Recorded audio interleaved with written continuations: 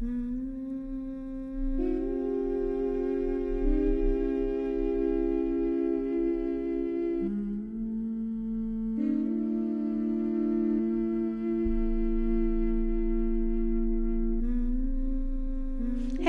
I'm Miss Jackie.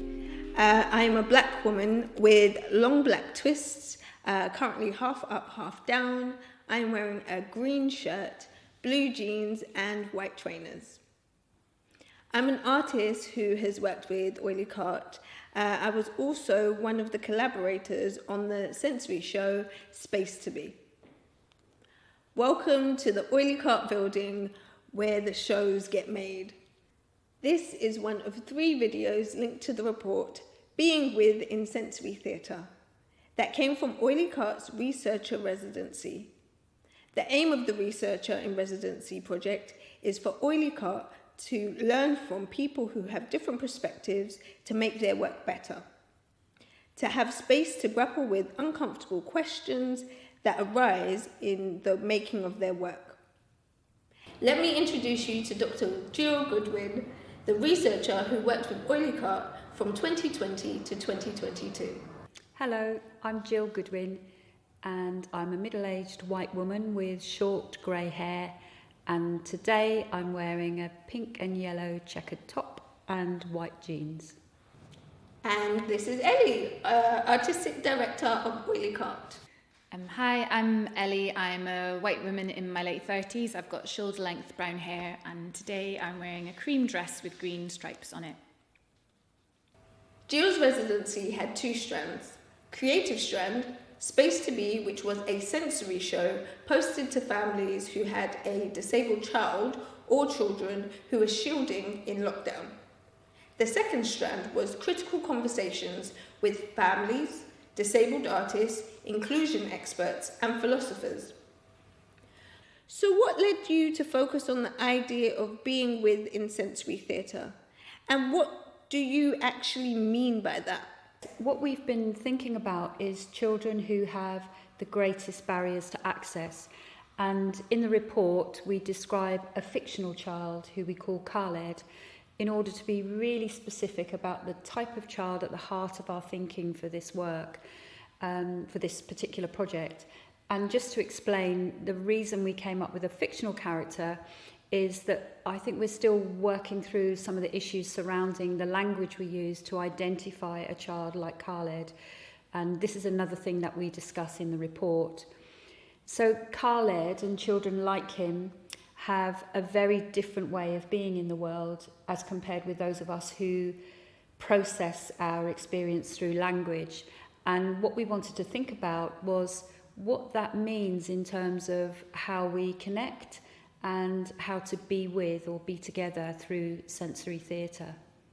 Yeah, Oily Cart's mission from the beginning has always been to make theatre that considers and prioritises people who have the most barriers to access.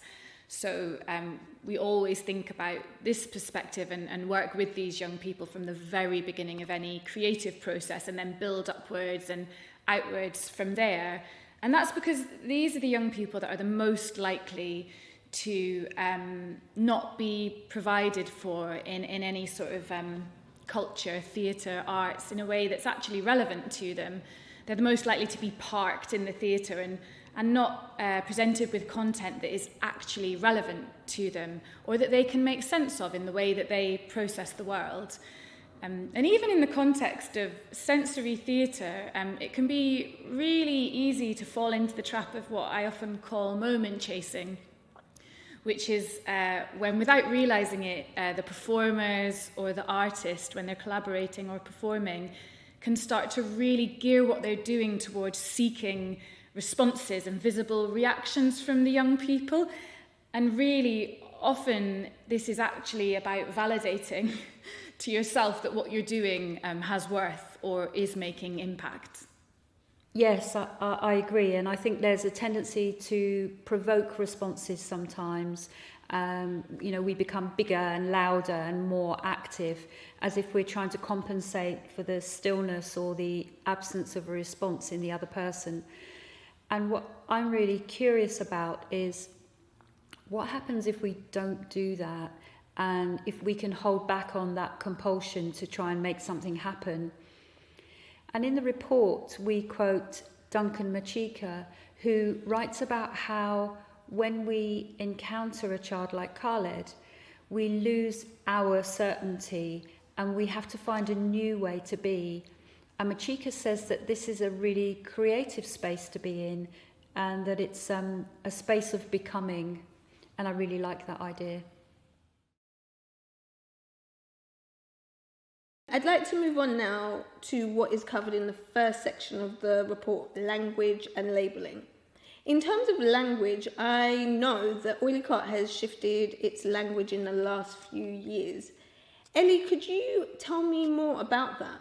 Yeah, so in the last 3 years, Oilicart has made a really big shift in the language that we're using internally, in all our funding applications, marketing and publicly, to be more in line with the social model of disability, and to shift away from terms that are from the medical models, such as PMLD, profound and multiple learning disabilities, and ASC, which we used to use, autistic spectrum condition, as a way of sort of defining different target audience groups.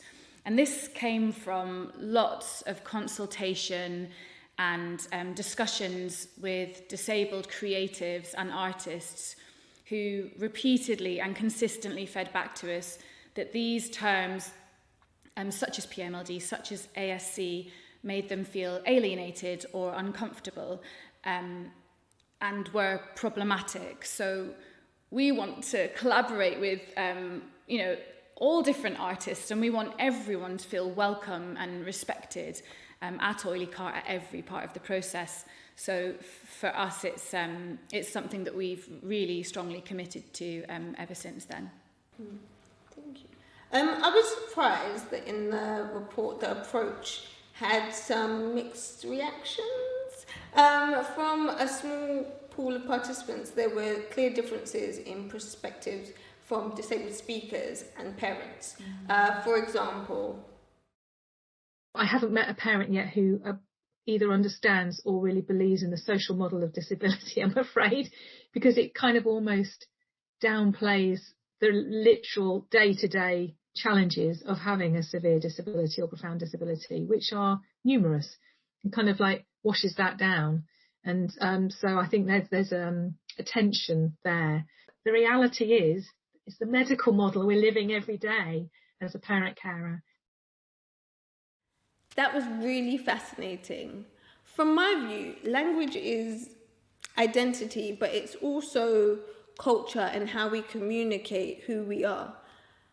I was a young disabled person at some point in my life. Being able to say that this is how I identify and this label makes sense to me. Well, yes, and with young people like Khaled, obviously we can't ask them what language they identify with. And what we don't want to be doing is using terminology that limits their potential or that compounds negative stereotypes. Well, we hope that arts experiences and sensory shows can be one small step towards opportunities for the young people's voices to be heard within their own right.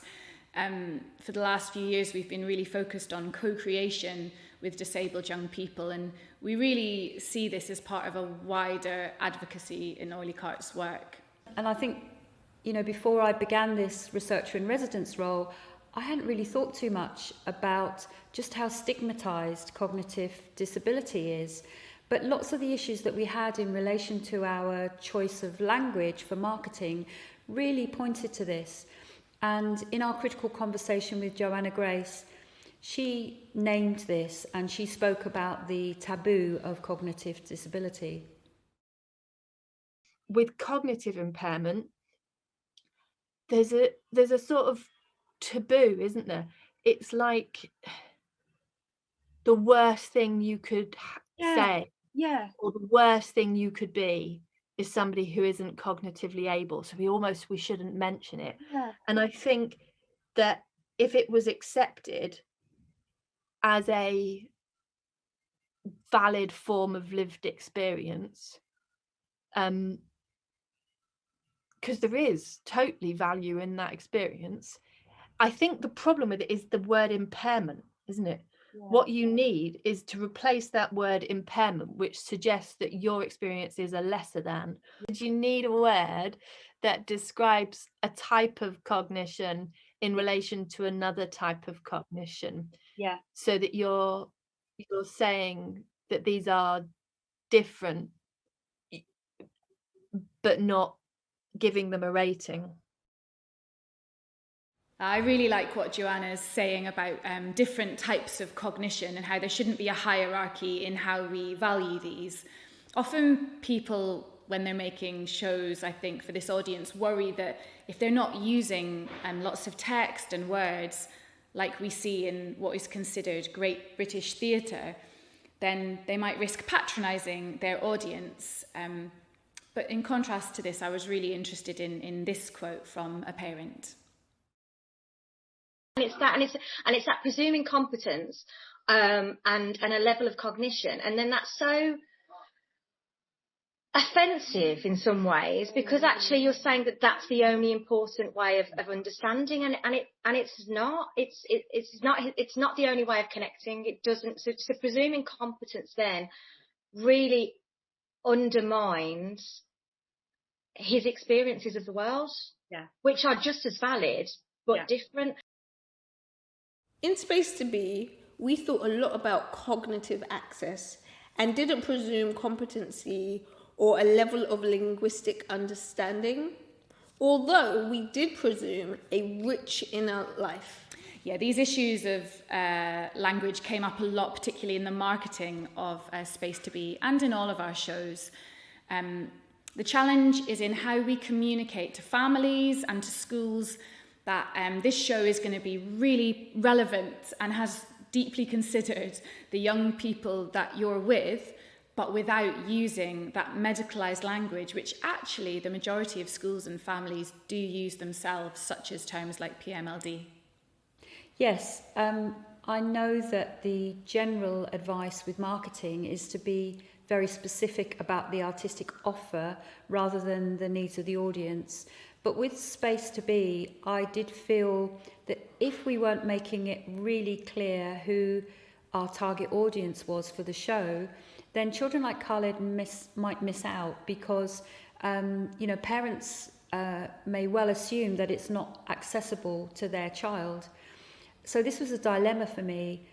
And also something that we took note of from our critical conversation with Professor Melanie Nind was the idea that if the terminology that we use is too vague, and if we don't clearly identify the people we want to speak about, then there's the potential for these groups to become invisible, or worse still, erased. But I think what we're still looking for now is the language to do this, language that doesn't bring a medicalised lens to bear. You can read the full report on Oilycart's website, www.oilycart.org.uk. Also, check out our next two videos where we talk about agency and personhood and the role of the supporting adult.